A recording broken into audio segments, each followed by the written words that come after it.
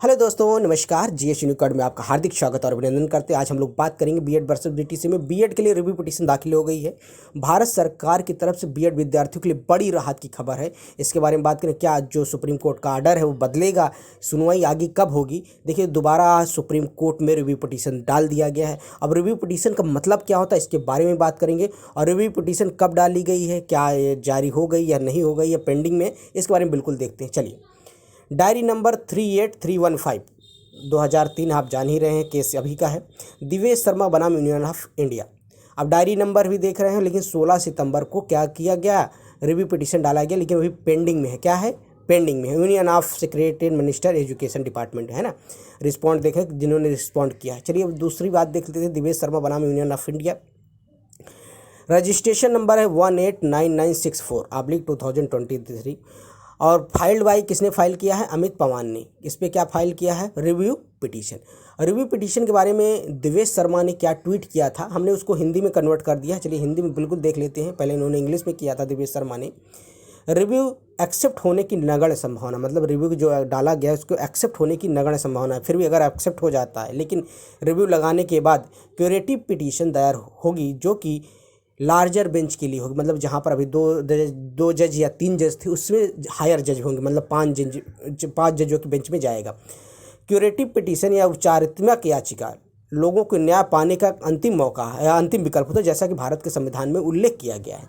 कहने का मतलब वो कह रहे हैं कि जो रिव्यू पिटीशन डाली जाती है तो किसी को न्याय मिलने का ये अंतिम मौका होता है। इसके बाद भी कुछ नहीं हो सकता। अगर इसमें कुछ नहीं होता है तो इसका मतलब बीएड के लिए अब कोई भी विकल्प नहीं होगा।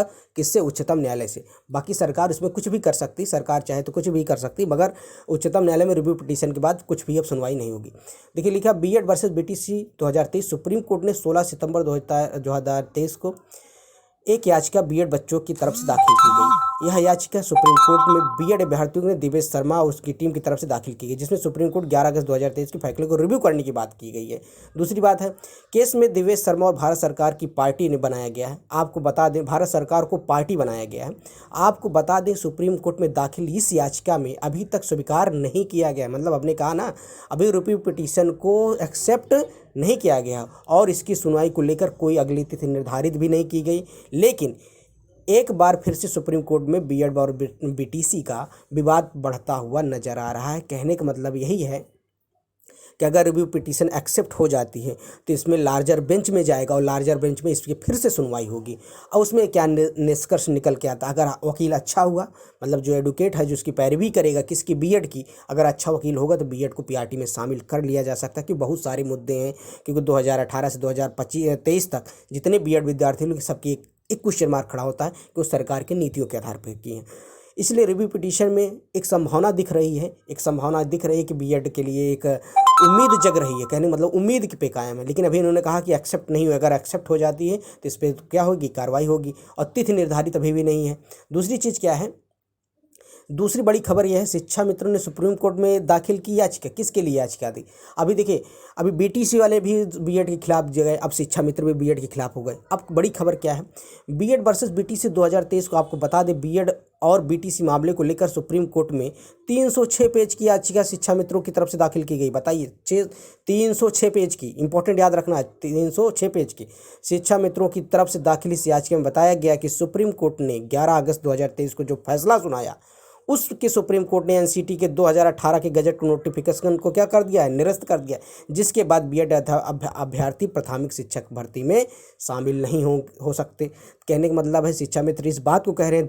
देखो, 306 पेज की याचिका है। कह रहे हैं भाई, जब 2011 अगस्त के बाद जब सुप्रीम कोर्ट का फैसला आता है तो 2018 के एनसीटी का गजट ही निरस्त हो जाता है, तो बीएड अभ्यर्थी प्राथमिक शिक्षक भर्ती में कैसे शामिल हो सकते हैं? बात मुद्दा इस पर बन रहा है। दूसरी चीज़ अब आपको बताते हैं, पूरी तरह से बाहर हो गए। क्या कह रहे हैं? पूरी तरह से बाहर। इसलिए शिक्षा मित्र अभी भी यह चाहते हैं कि 69,000 शिक्षक भर्ती, याद रखना है, 69,000 शिक्षक भर्ती में बीएड अभ्यर्थी को एनसीटी 2018 में गजट नोटिफिकेशन के आधार पर नियुक्ति प्रदान की गई थी, जो कि अब पूरी तरह से असंवैधानिक हो गई। इसलिए 69,000 शिक्षक भर्ती में एक बार फिर से बीएड अभ्यर्थियों को जगह शिक्षा मित्रों को नियुक्ति प्रदान की जाए। सोचिए कितनी बड़ा मुद्दा है। अब आपको देख सकते हैं, सब आपस में लड़ना शुरू कर दिए। बीएड बीटीसी के खिलाफ लड़ रहा है, शिक्षा मित्र बीएड के खिलाफ। कहने का मतलब है, बीएड किसी भी तरह शामिल होने के लिए नहीं है। बताइए, शिक्षा मित्र अलग से केस लड़ रहे हैं, बीटीसी अलग से केस लड़ रहा है, आप शिक्षा बचा बीएड। अब बीएड इसमें कोई यूनिटी ही नहीं दिख रही है। आप देखिए बीएड का कुछ नहीं, बीएड के बच्चे सोच रहे चलिए कोई बात नहीं, अगर हम पीआरटी में नहीं जाएंगे तो किस में चले जाएंगे, 6 क्लास में। इसीलिए उनका केस बिल्कुल कमज़ोर होता दिख रहा है। अगर इसमें बहुत ज़्यादा यूनिटी बना के या मतलब सब इकट्ठा होके सरकार से इस बात को रखें कि भाई हमने 2018 से 2023 तक बीएड आपके ही गजट के आधार पर किया, अगर आपका गजट रद्द होता है तो कहीं ना कहीं आपको चुनौती दी जा रही, इसलिए आपको इस पे बड़ा कदम उठाना पड़ेगा और उठाना चाहिए भी। किसमें इसमें बच्चों की कहीं गलती नहीं है। और दूसरी चीज़ है, अगर ये हो रहा है तो भाई 69,000 शिक्षक भर्ती में जो बीएड शामिल वो भी बाहर हो जाए, कि भाई जो ऑलरेडी नौकरी पा रहे हैं इसके लिए शिक्षा मित्र लग गए हैं। और देखिए हर जगह भी बिहार की भर्ती हो रही है, इसमें भी बीएड वालों को क्या कहे बाहर कर दिया गया। तो हर धीरे धीरे ये सारी प्रक्रिया शुरू हो गई है। अब यही आपकी एक बढ़िया न्यूज़ थी। अगर आपको वीडियो पसंद आता तो आप चैनल को लाइक कर दें, सब्सक्राइब कर लें, अपने दोस्तों में शेयर करें। और कोई आपका सुझाव है, अगर आप इसमें हमारे वीडियो में कोई कमी नज़र आती है या फिर कोई ऑथेंटिक न्यूज़ नहीं लगती है तो आप कमेंट बॉक्स में कमेंट कर सकते हैं, आप अपना सजेशन दे सकते हैं। और वीडियो में चैनल में जुड़ने के लिए आपसे उम्मीद करते हैं प्लीज़ चैनल को सब्सक्राइब कर ले, अपने दोस्तों में शेयर करें। Thank you, all of you, have a nice day, good day सभी को, have a nice day, all of you, thank you, good day सभी को।